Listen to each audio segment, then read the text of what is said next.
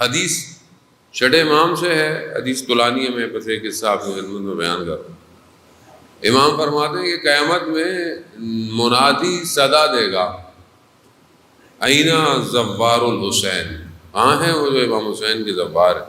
تو کہا ایک اتنی بڑی تعداد ہوگی جسے شمار کرنا بھی مشکل ہو جائے گا۔ پھر ان سے پوچھا جائے گا کہ تم امام حسین کی زیارت پہ کیوں آئے؟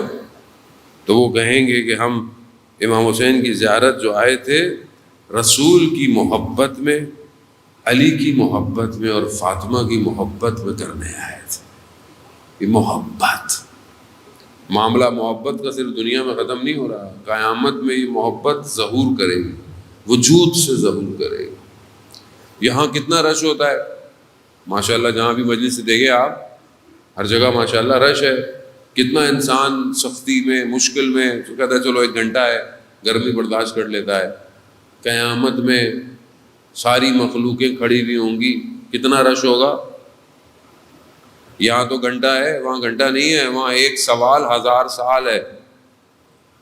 1000 سال تک کھڑا ہونا پڑے گا، 50,000 سال کہتے ہیں کھڑا ہونا پڑے گا، لیکن کیسے کھڑا ہوں گے 50,000 سال؟ اور وہ سوالوں کے جواب نہ آتے ہوں پھر کیا ہوگا؟ تو کیا چیز بچائے گی؟ اس کا مطلب یہ نہیں ہے، دیکھیں بعض روایات جب انسان بیان کرتا ہے نا محبت کی، اس کا مطلب یہ نہیں ہے کہ ہم عمل کرنا چھوڑ دیں، ایسا نہیں ہے۔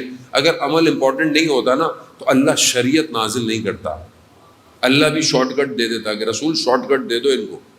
جب رسول خود اتنی عبادت کر رہے ہیں، قم اللیل الا قلیلا، رسول کو خود قرآن میں کہہ رہا ہے اے ہمارے نبی کھڑے ہو مگر تھوڑا کھڑے ہو، اتنی عبادت کرتے ہو۔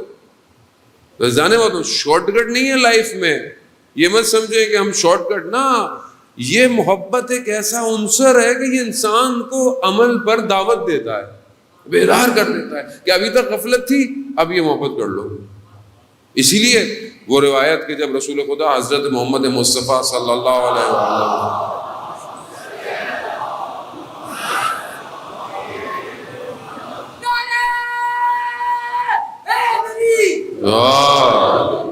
رسول خدا جب اپنی بیٹی کے گھر گئے تو دیکھا کہ بی بی پریشان ہے۔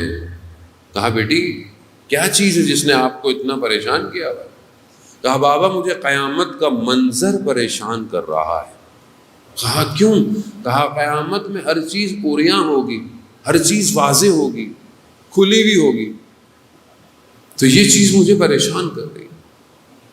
تو تھوڑی دیر میں حضرت جبرائیل نازل ہوئے اور حضرت جبرائیل نے رسول خدا کی خدمت میں خداوند متعال کی طرف سے سلام پیش کیا، بیوی کی خدمت میں بھی کہ کہا کہ فاطمہ کو ہمارا سلام دیں اور فاطمہ سے کہیں کہ پریشان نہ ہوں، ہم قیامت میں ان کے چاہنے والوں کو نور کے دائرے میں رکھیں گے۔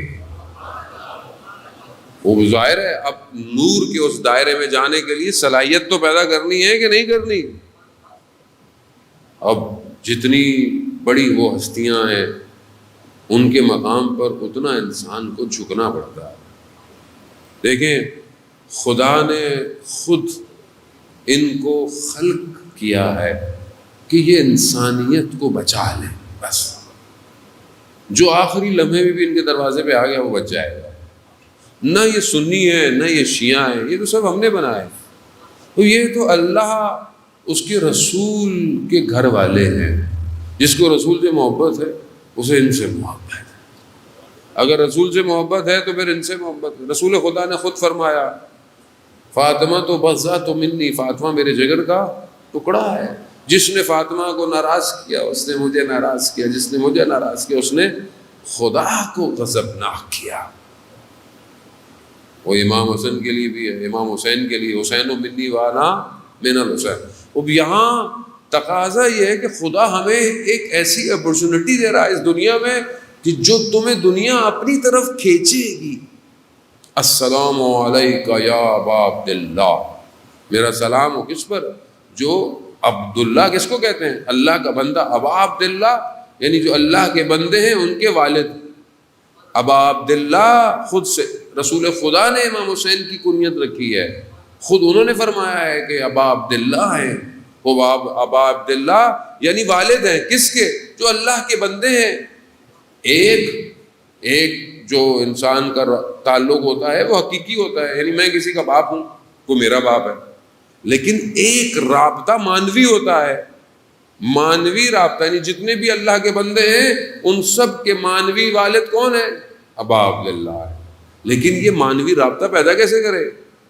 یعنی جب تک خود اپنے وجود میں بندگی پیدا نہیں کریں گے ہم ابا عبداللہ کے ماننے والے کیسے ہو سکتے ہیں؟ خوب اپنے آپ کو عبداللہ بنائیں، عبداللہ۔